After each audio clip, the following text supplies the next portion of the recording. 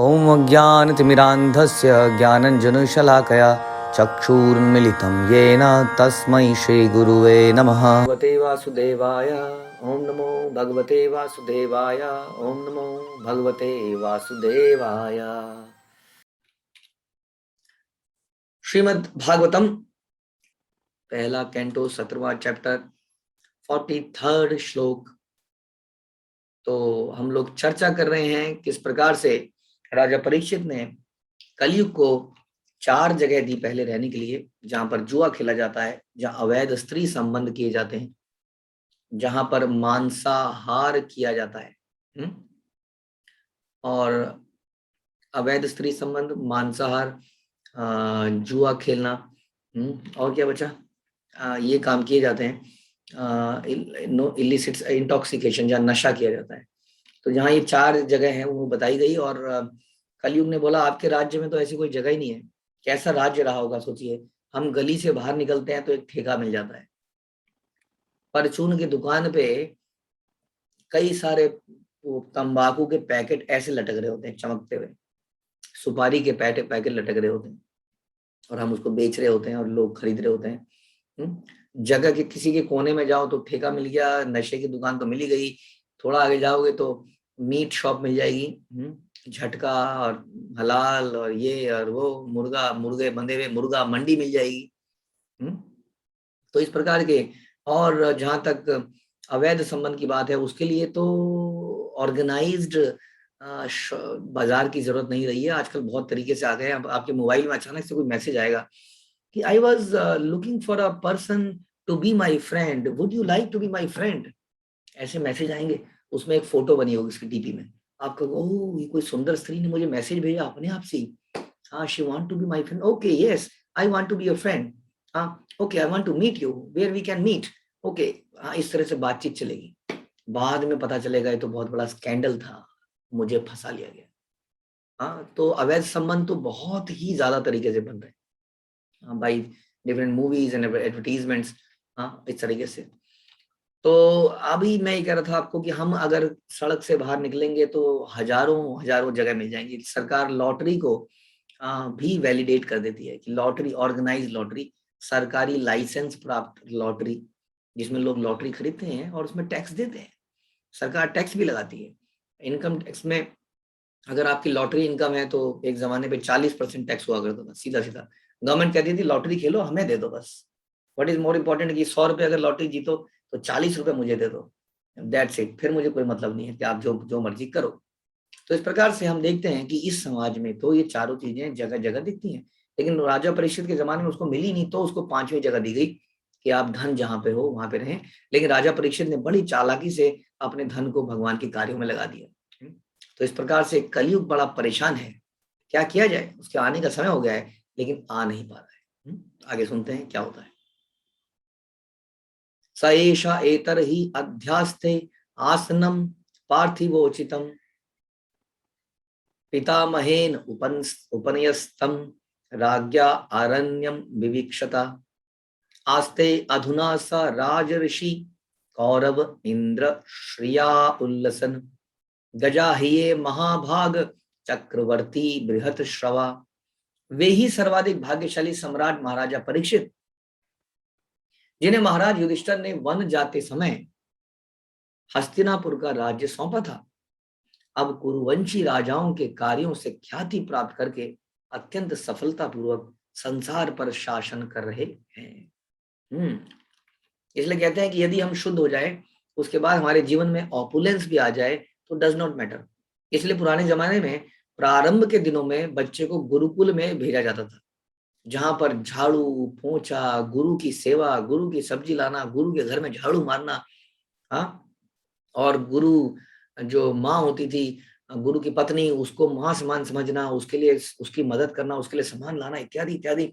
और बीच में थोड़ी देर में गुरु जो है उनको ज्ञान भी देते थे। यानी कि थोड़ी देर उसको स्कूल है, माना 3-4 घंटे स्कूल है, बाकी पूरे दिन उसको गुरु की सेवा करनी पड़ रही है। और इस प्रकार चाहे बहुत बड़ा राजा ही क्यों ना हो, वो बहुत ही नौकर की तरह जीवन बिताता था और जीवन में शुद्धता, तपस्या लेके आता था। और एक समय आने के बाद वो अपने घर में वापस चला जाता था, राज घराने के लोग, और फिर वो राज्य चलाते थे। इस प्रकार से हम्बल्ड नेचर में उनके जीवन की प्रारंभिक अवस्थाएं ऐसी बनाई जाती थी, उसके बाद वो सारे संसार का शासन चलाने के योग्य हो जाते थे। उसके बाद उनको कोई चीज बिबिल्डर नहीं कर पाते थे, क्योंकि अपने जीवन में इतना संयम लेके आ चुके थे। तो यही वाकई में जीवन शैली थी। लेकिन आजकल पहले 25 सालों में ही व्यक्ति को बिबिल्डर कर दिया जाता है। हम इतना पैम्पर कर देते हैं, हमें लगता है एक ही तो बच्चा है, एक ही तो लड़का है, एक ही तो लड़की है, इसको मैं अलग अलग कपड़े पहनाऊंगी, सिंड्रेला बनाऊंगी, आज ये कपड़े कल वो पड़े, ऑनलाइन शॉपिंग, ये वो, रोज नए कपड़े। और वास्तव में एक एक बच्चे को पालना आजकल इतना मुश्किल तो रहा नहीं है। पहले तो बहुत सारे बच्चे होते थे, तो जितने भी शौक हैं हम उसे एक बच्चे पे पूरे कर डालते हैं और उसको भर देते हैं गिफ्ट से, टॉय से, मतलब कि, और अलग अलग कपड़ों से। और वो कभी भी तपस्या का, सरलता का जीवन जी ही नहीं पाता है। हाँ, तो उसके जीवन में जब धन आता है तो उसकी कोई कदर नहीं होती है, उसके जीवन में कोई नियम नहीं होते हैं, इस तरह से वो बेविल्डर हो जाता है, बर्बाद होता है। इसलिए इससे पहले कि हमारे जीवन में ऑपुलेंस आए, पैसा आए, नाम आए, शोहरत आए, हमें तपस्या का जीवन बिताना आवश्यक है। इससे पहले कि हम गृहस्थ आश्रम में एंटर करें, हमें बहुत अच्छी ब्रह्मचारी जीवन जीना चाहिए। एक अच्छा ब्रह्मचारी ही बाद में जाके अच्छा गृहस्थ बनता है। तो राजा परीक्षित इतने महान व्यक्ति थे कि पूरे संसार के राजा बन गए, लेकिन फिर भी संसार को उन्होंने बहुत अच्छे तरीके से शासन चलाया। यहाँ पर चारों तरफ मंदिर, प्रचार, हरि नाम, और अपने कोष, यानी कि जो ट्रेजर उनका होता था, खजाना, उसके जो दरवाजे थे वो खोल देते थे इन प्रचार कार्यों के लिए। इस प्रकार से उन्होंने बहुत अच्छा राज्य चलाया। प्रभुपाद कहते हैं कि अब भी यदि हम महाराज परीक्षित की भांति कार्रवाई करने में दृढ़ हो जाएं, तो कली द्वारा प्रचारित समस्त अनैतिक कार्यकलापों को समाज से हटा सकते हैं। प्रभुपाद अभी भी श्योर है, यस, अभी भी हम कलयुग से लड़ सकते हैं। क्यों? क्योंकि कृष्ण कहते हैं कि मामे भी ये प्रपद्यन्ते मायामिताम तरन्ति। तो जो मेरी शरण में आता है वो इस कलयुग को, इस माया को वास्तव में ओवरकम कर सकता है, जीत सकता है। तो इसलिए यद्यपि उन्होंने कली के लिए कुछ स्थान निश्चित किए, किंतु कली को संसार भर में ऐसे स्थान नहीं मिल पाए। परीक्षित महाराज के यहाँ पर आधुनिक प्रशासन राज्य से भ्रष्टाचार समाप्त करना चाहते हैं, लेकिन वो निपट मूर्ख होने के कारण यह भी नहीं जानते कि इसे कैसे किया जाए। कैसे किया जाएगा? वो जुआ खेलने के अड्डे, मदिरा तथा अन्य नशीली औषधियों के लिए स्थान बनाते हैं, वैश्यालय बनाते हैं, होटल की वैश्यावृत्ति तथा सिनेमा घर खोलने तथा हर काम में झूठ के लिए लाइसेंस देते हैं। साथ ही राज्य से भ्रष्टाचार भगाना चाहते हैं। ऐसे कैसे हो सकता है? जब वो इन चारों जगहों को प्रोत्साहित करेंगे तो इन्हीं चारों जगहों में तो कलयुग रहता है। वे ईश्वर चेतना के बिना राज्य चाहते हैं। वो चाहते हैं कि बहुत बढ़िया समाज बन जाए, बहुत डिसिप्लिन बन जाए, लेकिन ईश्वर को मानना नहीं चाहते। भला दो विरोधी बातें एक साथ कैसे हो सकती हैं? यदि हम राज्य से भ्रष्टाचार दूर करना चाहते हैं तो सर्वप्रथम समाज को इस तरह संगठित करना होगा कि वो धार्मिक सिद्धांतों का पालन करे, जैसे तपस्या करना। जैसे आजकल कार्तिक के महीने में आप लोग सवेरे जल्दी उठ रहे हैं, मैं देख रहा हूँ, आई एम वेरी हैप्पी कि लगभग 100 लोग सवेरे सवेरे जप करने आ जाते हैं। हाँ, 4 बजे भी हमने देखा तो 44-45 लॉगिन्स थे, यानी कि 70-80 लोग 4 बजे भी जप कर रहे थे। मंगला आरती आते आते 100 लोग, 100 लॉगिन्स और 150-200 लोग। वेरी गुड, इसको कहते हैं तपस्या। तो ऐसा समाज संगठित किया जाए जिसमें तपस्या करी जाए, स्वच्छता का पालन हो, अवैध संबंध ना किए जाए, दया दिखाई जाए जीवों के प्रति, इसलिए प्रचार कार्य किया जाए, प्रसाद बांटा जाए, और सत्यता को ग्रहण किया जाए, यानी कि भागवतम। हाँ, देखिए, ग्रंथों को पढ़ना, ग्रंथों को बोलना सबसे बड़ा सत्य है, इसके अलावा सब झूठ है, क्योंकि ये भगवान की वाणी है। यदि हम ग्रंथों को बोलते हैं, गुरु की वाणी को दोहराते हैं, तो यही सत्य है, बाकी सब झूठ है। तो हम सत्यता का पालन करें। इस तरह जब हम समाज को बनाएंगे, हाँ, हमें परिस्थिति को अनुकूल बनाने के लिए ये सब करना पड़ेगा, और बाकी चीजें बंद करनी पड़ेगी। क्या? जुआ खेलना बंद करना पड़ेगा, शराब, वैश्य और असत्य के सारे स्थानों को बंद करना पड़ेगा। ये कुछ व्यवहारिक शिक्षाएं हैं जो हमें श्रीमद् भागवत से प्राप्त होती हैं। तो प्रभुपाद बता रहे हैं कि कलयुग से आज भी लड़ा जा सकता है यदि हम इसका पालन करें। तो फिर भी थोड़ा सा मुश्किल काम तो है, क्योंकि जहां सावधानी हटी वहीं पर दुर्घटना घटी, क्योंकि चारों तरफ फैल चुका है। हाँ, और वेट कर रहा है। देखिए, ध्यान रखिए, हम कई बार कहानी सुनाते हैं, आप लोगों ने डिस्कवरी चैनल देखा होगा एक जमाने में, अभी भी देखते होंगे, या नेशनल ज्योग्राफी चैनल, उसमें देखते हैं कि एक शेर है और वो हिरणों के पीछे भाग रहा है। अब हिरण बड़ी तेज भाग रहे हैं, वास्तव में हिरण इतनी तेज भागते हैं कि शेर उनको पकड़ नहीं सकता है। लेकिन तभी शेर कुछ ऐसी चाल चलता है कि वो देखता है कौन हिरण थोड़ा सा स्लो है, वो उस हिरण को साइडलाइन करने का प्रयास करता है, और धीरे धीरे वो हिरण झुंड से आप देखेंगे अलग अलग अलग होके भागने लगता है, और शेर उसी के पीछे भागता है। और क्योंकि वो झुंड में अब नहीं रहा है तो उसको पकड़ के मार देता है। तो माया भी हमारे जीवन में ऐसा कर सकती है। जब तक हम भक्तों के बीच में कोई ना कोई आएगा तो बोलेगा ऐसा ही है, यहाँ पर तो ऐसा ठीक नहीं है, ये है वो है, कुछ बोलेगा, आपको समझ में आना चाहिए ये शेर है आदमी के उसमें, ये मुझे अभी इस ग्रुप से हटाएगा, कुछ मेरे से कुछ गलत करवाएगा, गलत बुलवाएगा, धीरे धीरे मैं अलग होंगी या होऊंगा और थोड़ी देर में मैं समाप्त। जब तक हम इस संगठन में हैं तभी तक हम सुरक्षित हैं, संगठन से बाहर जाते ही हम समाप्त हो जाएंगे। क्यों? क्योंकि एक आग में से जो चिंगारी निकलती है ना, तो चिंगारी में कुछ होता नहीं है, उसको तो फुस फुस भी मारोगे, थोड़ा सा पानी मारोगे तो बुझ जाती है। जब वो चिंगारी एक साथ आग में लपट मार रही होती है तब पानी से भी नहीं बुझती है। इसलिए संगठन बड़ा आवश्यक है यदि इस कलयुग से लड़ना है तो। इसलिए संग में रहना आवश्यक है हम सबका। आगे सुनते हैं। इत्थम भूत अनुभाव अयम अभिमन्यु सुता नृप यस्य पालयतः क्षौणिम यूयम सत्राय दीक्षितः। अभिमन्यु पुत्र महाराज परीक्षित इतने अनुभवी हैं कि उनके पटु शासन तथा संरक्षत्व संरक्षत्व के बल पर तुम सब इस प्रकार का यज्ञ संपन्न कर रहे हो। तो ये अब बात कर रहे हैं सुत गोस्वामी, शौनक ऋषि इत्यादि को बता रहे हैं, क्योंकि आपको याद होगा जब हमने शुरुआत करी थी तो ये जो कथा चल रही है ये नैमिषारण्य में चल रही है, जहाँ पर बहुत सारे ऋषि मुनि बैठे हैं, शौनक इत्यादि, और वो सुत गोस्वामी से प्रश्न पूछ रहे हैं और सुत गोस्वामी उनके प्रश्नों का आंसर कर रहे हैं, और यही श्रीमद् भागवतम है। और आंसर करते करते वो बैकग्राउंड में चले जाते हैं शुकदेव गोस्वामी की कथा राजा परीक्षित से। तो यहाँ पे बता रहे हैं कि आपको याद होगा कि नैमिषारण्य में एक यज्ञ संपन्न किया जा रहा है मानवता के लिए। तो बोल रहे हैं कि वास्तव में तुम ये सब यज्ञ इसलिए संपन्न कर पा रहे हो क्योंकि हम सब लोग संरक्षित हैं वास्तव में, हाँ, ऐसे नियमों के जो राजा परीक्षित और उन जैसे राजाओं ने बनाए। तो प्रभुपाद बताते हैं कि क्षत्रियों का काम है इस तरह का एक ऐसा एनवायरनमेंट सिस्टम बनाया जाए जिसमें लोगों को धर्म का पालन करने में डर ना लगे और वो खुल के धर्म का पालन कर पाए। वास्तव में ऐसी जिम्मेदारी बनती है किसी भी बड़े की। जैसे हम घर में अपने बड़े हैं, बच्चों के बड़े हैं, तो घर में हम ऐसा माहौल बनाएं कि बच्चों को एनकरेजमेंट मिले कृष्ण भक्ति के लिए, अपने जीवन को सफल करने की, ना कि उनको डांट मिले। वो छुप छुप के जप कर रहा है लेकिन सबके सामने पढ़ रहा है, पढ़ने में उसको शाबाशी मिल रही है, भक्ति कार्य में उसको डांट मिल रही है। हाँ, तो ऐसा जो है माहौल हम घर का ना बनाए। इसलिए आप बता रहे हैं कि अभिमन्यु पुत्र महाराजा परीक्षित इतने अनुभवी हैं कि उनके पटु शासन और संरक्षण के कारण सब लोग यज्ञ कर पा रहे हैं या कृष्ण की प्रसन्नता के लिए कार्य कर पा रहे हैं। इसलिए इस प्रकार से दक्ष होना चाहिए एक क्षत्रिय को, एक लीडर को। दूसरे शब्दों में राज्य की सहायता के बिना दर्शन का कोई महत्व नहीं है। मत या धर्म निरंतर प्रगति नहीं कर सकता। यानी कि हमें कहीं ना कहीं एडमिनिस्ट्रेशन की मदद की आवश्यकता होती है। ऑल्दो एडमिनिस्ट्रेशन भी भगवान की फेवर के कारण भक्तों का फेवर करने लगता है।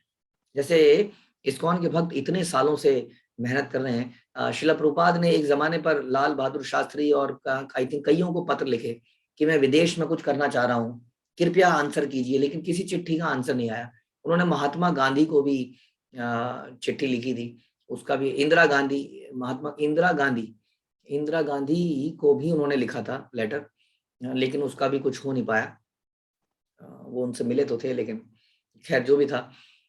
लेकिन कहने का मतलब है कि आज वो निरंतर प्रयासों के कारण आज ऐसा है कि भारत के देश का प्रधानमंत्री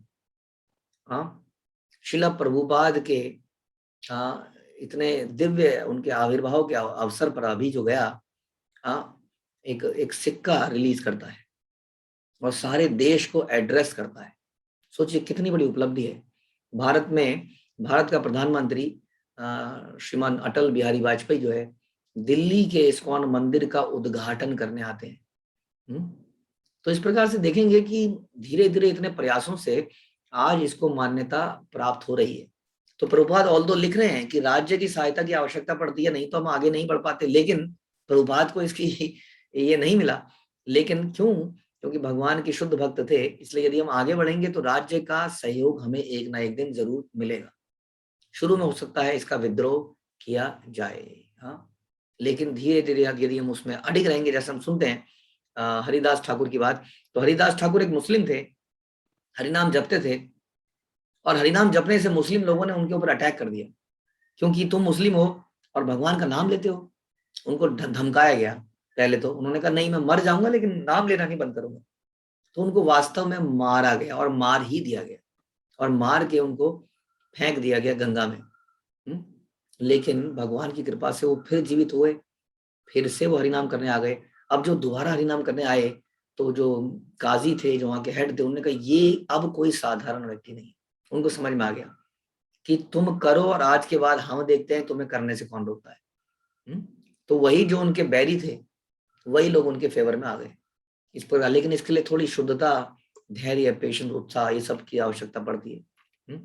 तो इसलिए अल्टीमेटली हमें राज्य का सहयोग मिलता है, और जब राज्य का सहयोग मिलता है तब तो ये प्रचार कार्य बहुत तेजी से बढ़ता है। देखिए, राज्य का सहयोग मिलने से क्या होता है, हमें जगह जगह जमीन मिलती है, इस्कॉन के मंदिरों को जमीन मिलती है, फेवर मिलते हैं कई चीजों में, वीजा वगैरह में आसानी होती है, विदेशी भक्त इंडिया में आते हैं या इंडिया के भक्त बाहर जाते हैं तो इनको प्राथमिकता मिलती है। सरकार मदद भी करती है कई तरीके से, तो इस प्रचार का कार्य तेजी से बढ़ने लगता है। जैसे भारत का प्रधानमंत्री अक्सर इस्कॉन के लिए, इस्कॉन के कार्यों के लिए उसकी प्रशंसा करता है। जैसे इस्कॉन ने कोरोना के टाइम पे इतने लाखों करोड़ों लोगों को प्रसाद पहुंचाया, इसकी बहुत फेवर किया, बहुत इसके लिए शाबाशी दी प्रधानमंत्री ने। तो इससे क्या होता है, लोगों के चारों तरफ एक फेवरेबल एटीट्यूड जाता है।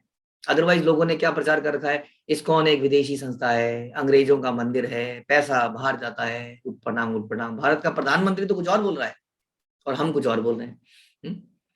तो हम देखेंगे, तो हमने एक वीडियो बनाई थी, आप देख सकते हैं नित्य कृष्णदास चैनल के अंदर, इस्कॉन कंट्रीब्यूशन टू इंडिया। तो अगर आप उसको देखेंगे तो आप उसमें लिखा है, हमने उसमें बताया है कि क्या क्या कंट्रीब्यूशन इस्कॉन वास्तव में इंडिया के लिए एटलीस्ट कर रहा है, वैसे तो पूरे संसार के लिए कर रहा है। तो इसलिए राज्य की सहायता की आवश्यकता पड़ती है, सभी के लिए कल्याणकारी। इस अच्छे कार्य के लिए ब्राह्मणों तथा क्षत्रियों के बीच पूरा सहयोग होना चाहिए, आपस में झगड़े नहीं होने चाहिए हमारे। जैसे मैंने बताया कि हिरण का झुंड भाग रहा है, अगर आपस में ही लड़ मरेगा तो शेर के तो मजे आ जाएंगे। इसलिए आपस में हमारा सहयोग होना चाहिए, और महाराज अशोक के समय तक यही भावना थी। राजा अशोक ने भगवान बुद्ध को पर्याप्त समर्थन प्रदान किया, जिससे उनका संप्रदाय सारे विश्व में फैल गया। और वही अशोक जो एक साधारण राजा था, वो महान क्यों बना, आप जानते हैं? अशोक द ग्रेट क्यों बोलते हैं उसको?